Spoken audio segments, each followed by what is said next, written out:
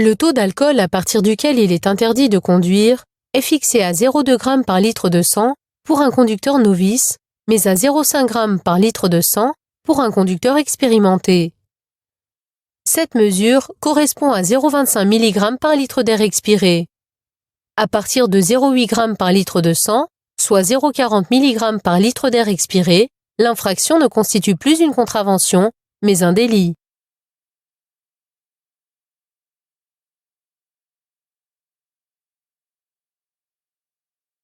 À ce feu jaune clignotant, je dois appliquer les mêmes règles de priorité que s'il n'y avait pas de feu. Je dois donc m'arrêter pour céder le passage aux piétons, engagés dans la traversée de la chaussée sur le passage piéton.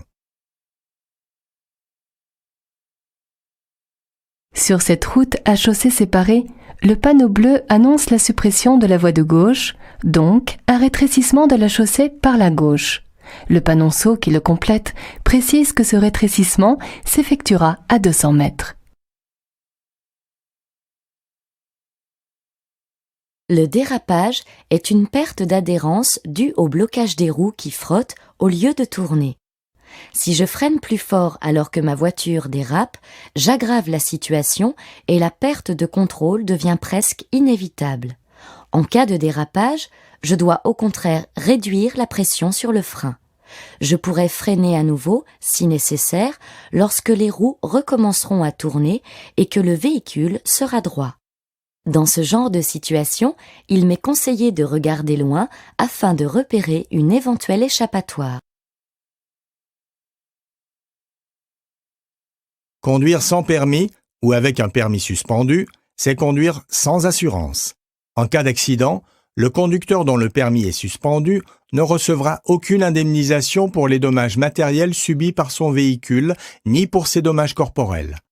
Son assureur indemnisera les victimes de l'accident, mais lui réclamera par la suite le remboursement de ces sommes qui peuvent se chiffrer en millions d'euros et l'endetter tout au long de son existence.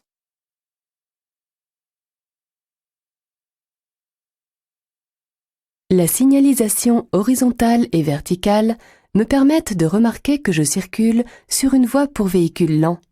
Il s'agit d'une voie supplémentaire permettant de séparer les véhicules qui ne roulent pas à plus de 60 km/h de ceux qui circulent normalement. Elle permet, notamment dans les côtes, d'éviter de trop grandes différences de vitesse qui peuvent être cause d'accidents. Je roule à plus de 60 km/h, je ne suis donc pas à ma place dans cette voie. Je devrais circuler sur la voie située directement à ma gauche.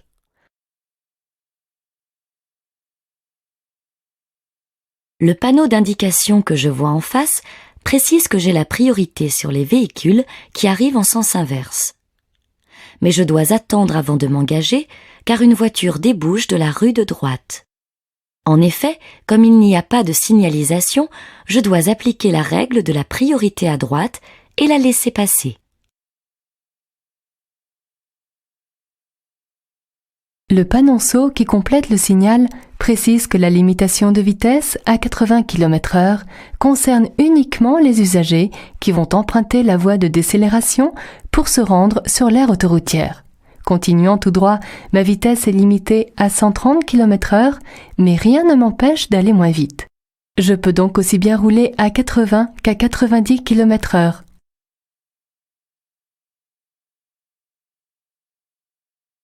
Le panneau répété et la ligne de rive continue à gauche confirment que la chaussée est à sens unique. Dans l'immédiat, je vais aborder une courbe à gauche, mais la signalisation annonce un virage à droite à 400 mètres.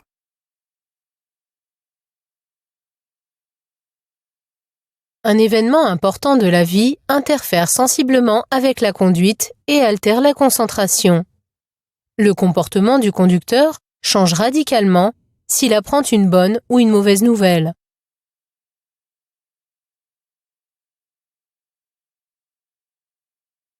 La camionnette s'apprête à quitter son stationnement.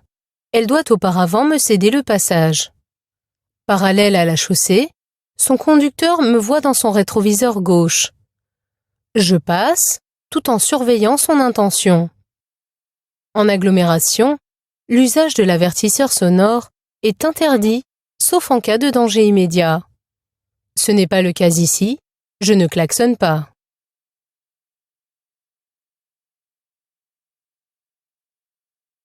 Une biche traverse la route. Il y a peu de chances pour qu'elle fasse demi-tour. Généralement, ces animaux se déplacent en groupe, suivant tous le même itinéraire. Le risque immédiat est donc que cette biche soit suivie par d'autres animaux de son espèce qui traverseront au même endroit. Je ralentis et me tiens prêt à m'arrêter si nécessaire.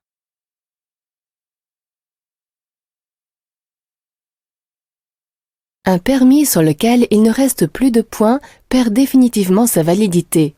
Avec un capital de 0 points, je dois, si je veux conduire à nouveau, passer un examen médical, un examen psychotechnique et repasser les épreuves du permis. Pour conduire, je ne dois pas attendre 3 mois, mais 6 mois. Ce délai est porté à 1 an lorsqu'un nouveau retrait de la totalité des points intervient dans un délai de 5 ans.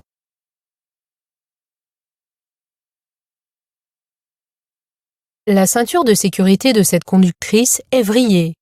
En cas de choc, elle peut devenir coupante, ce qui aggraverait ses blessures. Elle doit donc ajuster sa ceinture de façon à ce qu'elle soit bien à plat, sans pliure.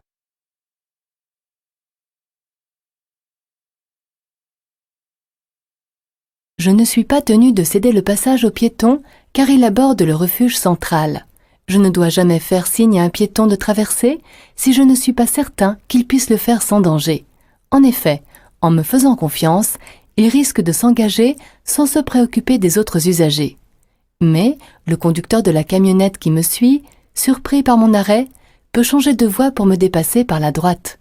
Par conséquent, faire signe à ce piéton de traverser serait l'exposer à un risque important. L'éjection des occupants d'un véhicule lors d'un accident est l'événement à plus haut risque. Les chances d'être tué sont 10 fois plus importantes si je suis éjecté que si je reste maintenu par ma ceinture de sécurité. Dans toutes les situations, le fait d'être attaché réduit de façon importante la gravité des blessures et le risque d'être tué. Le panneau interdit l'accès aux véhicules de transport de marchandises. Le panonceau précise que cette interdiction concerne uniquement ceux dont le PTAC est supérieur à 3,5 tonnes. Le poids total autorisé en charge de la camionnette que je conduis atteint 3,5 tonnes, mais ne les dépasse pas. Je peux donc m'engager dans cette rue.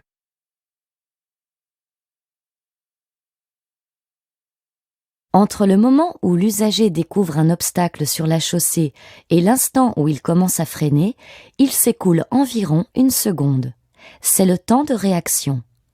Pendant cette seconde, le véhicule continue à rouler à la même vitesse car son conducteur n'a pas encore commencé à réagir. Par exemple, s'il roule à 90 km/h, il parcourt 25 mètres pendant cette seconde. Comme la gravité des blessures en cas de choc, la distance de freinage augmente beaucoup plus vite que la vitesse car elle est proportionnelle au carré de cette dernière. Lorsque la vitesse double, la distance de freinage quadruple. À 100 km/h, elle ne sera donc pas 2 fois, mais 4 fois plus élevée qu'à 50 km/h. En panne dans un tunnel, j'ai choisi le bon endroit pour m'arrêter. Je suis sur un emplacement d'arrêt d'urgence, à proximité d'une niche de sécurité, équipée d'un poste d'appel d'urgence et d'un extincteur. Pour ne pas directement exposer les passagers à la circulation, je leur demande de descendre de préférence du côté droit.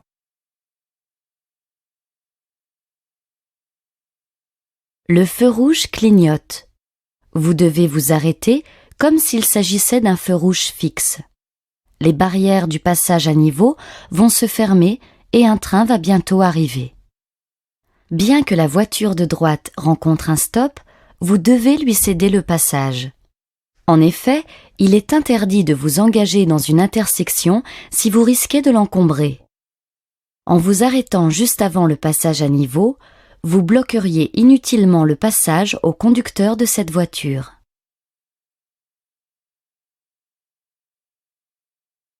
Les enfants peuvent voyager normalement à l'avant à partir de 10 ans. L'airbag passager doit être désactivé, c'est-à-dire en position off, uniquement s'il s'agit d'un enfant de moins de 10 ans qui voyage à l'avant sur un siège dos à la route.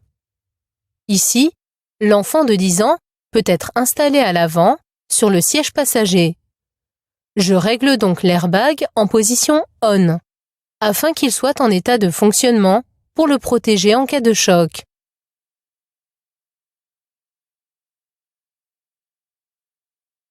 Un accident vient de se produire. Je m'arrête à une certaine distance des véhicules accidentés pour ne pas gêner les opérations de secours lorsque les pompiers seront sur les lieux. J'enfile le gilet de sécurité et je place le triangle de présignalisation à 30 mètres environ de l'accident afin qu'il soit visible pour les conducteurs qui circulent sur la même voie.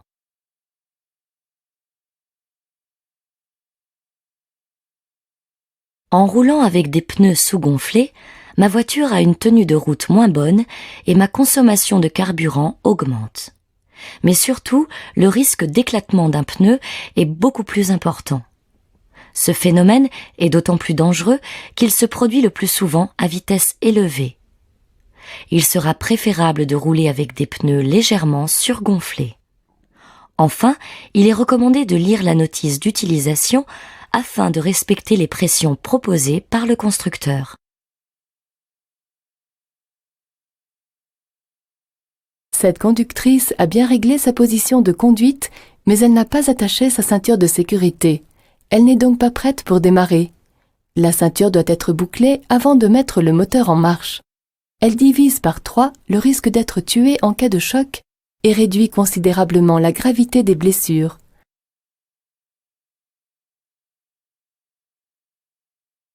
Un conducteur titulaire du permis en période probatoire doit suivre un stage de sensibilisation à ses frais s'il est sanctionné pour une infraction donnant lieu à un retrait de 3 points ou plus. C'est le cas lorsque l'infraction est un non-respect de l'arrêt au stop, un changement de direction sans avertir ou un non-respect de la distance de sécurité. En revanche, le suivi de ce stage ne sera pas obligatoire en cas de chevauchement d'une ligne continue, la perte n'étant que d'un seul point.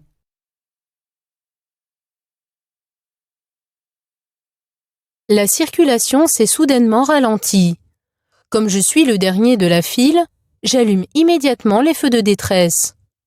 Ils permettront d'avertir les usagers derrière moi.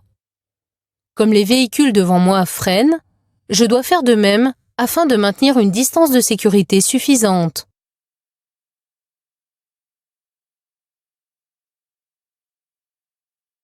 Ce signal n'annonce pas un seul virage à droite, mais une succession de 2 ou 3 virages dont le premier est à droite. S'il y avait plus de 3 virages, le panneau serait complété par un panonceau détendu.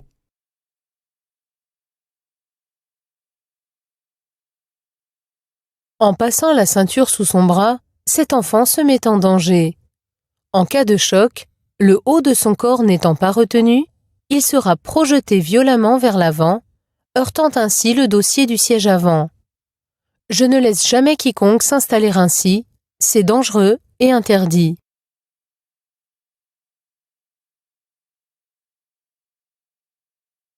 Le véhicule en face est peu visible. Son conducteur roule sans feu alors que la luminosité est faible. Je fais un bref appel lumineux avec les feux de route pour l'inviter à allumer ses feux de croisement.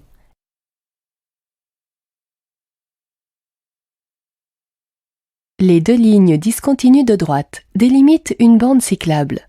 Je n'ai le droit ni d'y circuler, ni d'y stationner, ni même de m'y arrêter. Mais je peux la traverser en m'assurant qu'aucun cycliste n'arrive. Je peux faire un arrêt ou stationner sur l'accotement, à droite de ces lignes, puisque je ne gêne personne et qu'aucune signalisation ne l'interdit.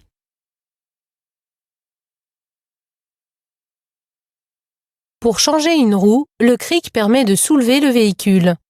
Il doit être placé de sorte qu'il puisse se fixer sur une encoche prévue à cet effet.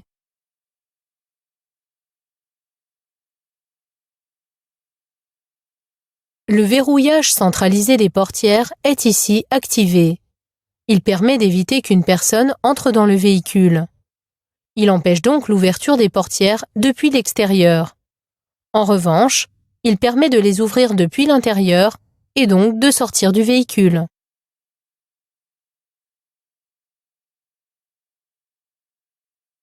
Sous ce tunnel, quelle que soit la vitesse, les véhicules qui se suivent doivent laisser entre eux un intervalle de sécurité correspondant à au moins 2 diodes bleues. N'en voyant qu'une seule entre mon véhicule et celui qui me précède, ma distance de sécurité n'est pas suffisante.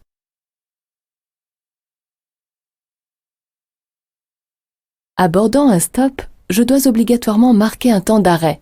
En l'absence de ligne blanche, je m'arrête à la limite de la chaussée abordée. Ensuite, je devrais céder le passage aux tracteurs agricoles et à tous les usagers venant de gauche comme de droite.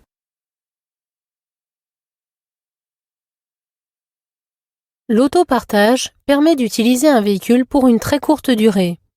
Sur les emplacements réservés aux véhicules destinés à l'autopartage, le stationnement et l'arrêt des autres véhicules sont interdits, que ce soit pour déposer un passager ou décharger un colis.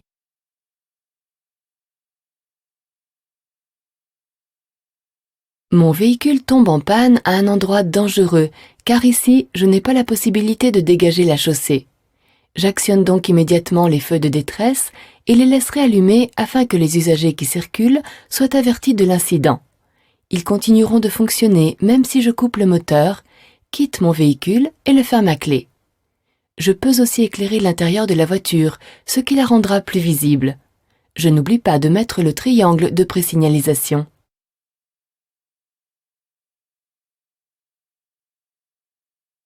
Le panneau bleu indique que seuls les cyclistes sont autorisés à circuler dans le sens opposé. Dans cette rue, je pourrais donc croiser des cyclistes, mais pas des voiturettes. Cet autre panneau indique l'entrée d'une zone 30. Je ne dois pas dépasser les 30 km/h, mais rien ne m'interdit de circuler moins vite. Je peux donc rouler à 20 km/h.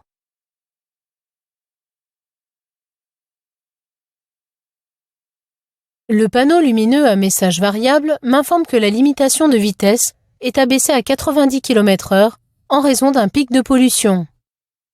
Si je roule à 100 km/h, je risque donc une amende ainsi que l'immobilisation de mon véhicule.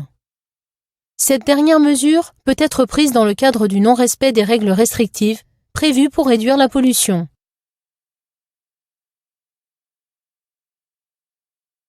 Je dois céder le passage aux piétons engagés sur la chaussée car ils ne disposent d'aucun passage prévu à leur intention à moins de 50 mètres. Je dois être d'autant plus attentif que l'enfant n'est pas tenu par la main.